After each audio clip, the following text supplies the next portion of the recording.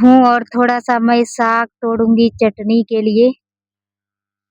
ज़्यादा नहीं, थोड़ा-सा तोड़ लेती हूँ अभी, बस चटनी के लिए ज़्यादा नहीं तोड़ूँगी और मैं कुछ लाई भी नहीं हूँ।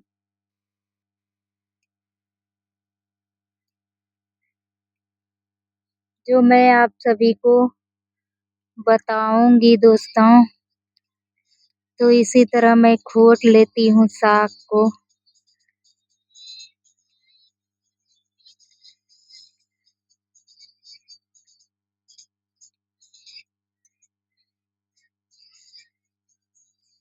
ताकि अभी चटनी बनाऊँगी इसका चने की साग की।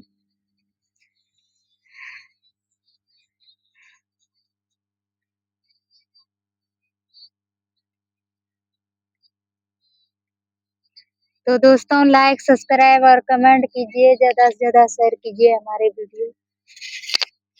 रे! अरे!